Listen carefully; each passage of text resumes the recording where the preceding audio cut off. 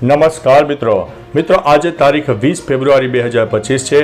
ત્યારે આજની વિડીયોમાં વાત થશે આજે તારીખ 20 ફેબ્રુઆરીથી લઈને 5 માર્ચ સુધી ગુજરાતમાં કેવું રહેશે હવામાન, શું આવનારા દિવસોમાં વરસાદની શક્યતા છે, શું છે વરસાદની પરિસ્થિતિ, વાદળછાયું વાતાવરણ, ઠંડી, ગરમી અને ભેજનું પ્રમાણ કેટલું રહેવાનું છે, સાથે સાથે પવનની આગાહી પણ તમને આ વિડીયોમાં આપી દઈશું। મિત્રો શરૂઆત કરીએ તો ઉત્તર ભારતથી। ઉત્તર ભારતમાં back to back western disturbance સક્રિય થઈ રહ્યા છે, જેના ભાગરૂપે થઈને ઉત્તર ભારતમાં બરફવર્ષા અને સામાન્ય વરસાદનું પ્રમાણ જોવા મળશે, જેની શીતલહેર ગુજરાત રાજસ્થાન સુધી જોવા મળશે। એટલે ગુજરાતમાં એક મોડી રાત્રે અને વહેલી સવારે ઠંડકવાળું વાતાવરણ સર્જાશે, પરંતુ દિવસ દરમિયાન ગરમીનો પારો ઉપર જઈ શકે તેવી સંભાવના છે। બીજી તરફ back to back western disturbance સક્રિય થવાને કારણે રાજસ્થાનના ઉત્તરી પટ્ટા અને પાકિસ્તાન તરફનો જે બોર્ડરીય વિસ્તાર છે તેમાં સાયક્લોનિક સિસ્ટમ સક્રિય થાય અને એન્ટી સાયક્લોનિક હવાઓ એટલે કે ઘડિયાળની વિપરીત હવાઓ તમને જોવા મળશે, જેના ભાગરૂપે થઈને રાજસ્થાન સહિત ઉત્તર ભારતના અનેક ભાગોમાં છૂટાછવાયા વરસાદ થાય તેવી સંભાવના છે, કારણ કે મોઇસ્ચરનું પ્રમાણ પણ એટલું બધું પકડાઈ રહ્યું છે, લો ક્લાઉડ ફોર્મેશન પણ સક્રિય થઈ રહ્યા છે, જેના ભાગરૂપે થઈને રાજસ્થાનના ઉત્તરી પટ્ટામાં છૂટાછવાયા વરસાદ થાય તેવી સંભાવના દેખાઈ રહી છે।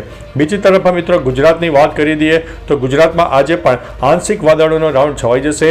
આગામી 10 થી 15 દિવસ વધતા ઓછા પ્રમાણમાં એક આંશિક વાદળોનો રાઉન્ડ આવશે, અને જો કોઈ જગ્યાએ લોકલ ડેવલપમેન્ટ સર્જાઈ જાય, મોઇસ્ચર વધારે પકડાઈ જાય, લો ક્લાઉડ ફોર્મેશન વધારે સર્જાઈ જાય તો જે તે વિસ્તારમાં છાંટાછૂટી અથવા તો નાનકડા વરસાદી ઝાપટા પણ થઈ શકે છે। બીજી તરફ મિત્રો પવનની વાત કરીએ તો આગામી 2 દિવસમાં પવનનું પ્રમાણ વધી શકે છે, જેમાં 5 થી લઈને 15 કિલોમીટર પ્રતિ કલાકની ઝડપે પવન પણ ફૂંકાઈ શકે છે।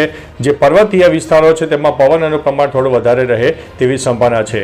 ભેજના પ્રમાણની વાત કરીએ તો ભેજનું પ્રમાણ 15 થી લઈને 40% વચ્ચે જોવા મળશે, અને જો ભેજનું પ્રમાણ 80 કે 90% ઉપર કોઈ વિસ્તારમાં સર્જાય અને લો ક્લાઉડ ફોર્મેશન સર્જાઈ જાય તો જે તે વિસ્તારમાં છાંટાછૂટી થાય તેવી સંભાવના છે।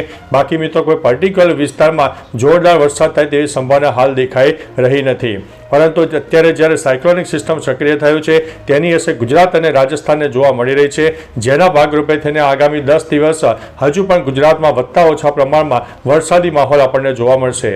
હવે વાત કરીએ તો મિત્રો બંગાળની ખાડી છે, બંગાળની ખાડીમાં પણ એક વરસાદની સામાન્ય સિસ્ટમ સક્રિય થઈ છે, જેના ભાગરૂપે થઈને દક્ષિણ ભારતના અનેક ભાગોમાં છૂટાછવાયા વરસાદ હજુ પણ થઈ શકે તેવી સંભાવના છે। એટલે મિત્રો ટૂંકુને ટચ જણાવીએ તો ગુજરાતમાં વરસાદી માહોલ હજુ પણ જોવા મળશે અને વાદળછાયું વાતાવરણ પણ જોવા મળશે। ઉપરાંત મિત્રો પ્રદૂષણની પણ વાત કરી દઈએ તો ગુજરાતમાં પ્રદૂષણનું જે લેવલ છે એ વધારે જોવા મળશે, જેમાં 90 થી લઈને 130 એર ક્વોલિટી ઇન્ડેક્સ રહે તેવી સંભાવના છે, એટલે હવા ઝેરી બને, પ્રદૂષિત બને તેવી પણ શક્યતા છે।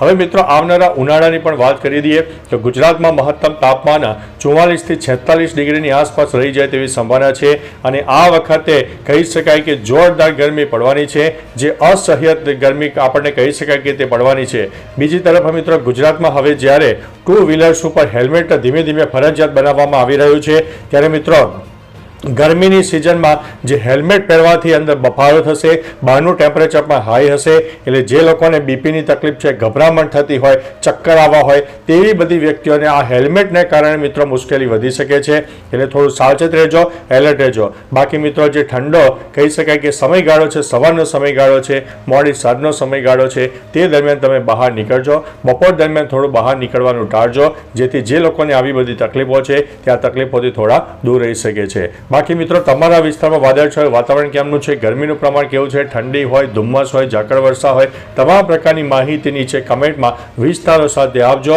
જેથી અન્ય મિત્રો પણ જાણી શકે। તો ચાલો મિત્રો ફરીથી હવામાનનું નવું બુલેટિન લઈને મળતા રહીશું, ત્યાં સુધી અમને રજા આપશો। નમસ્તે।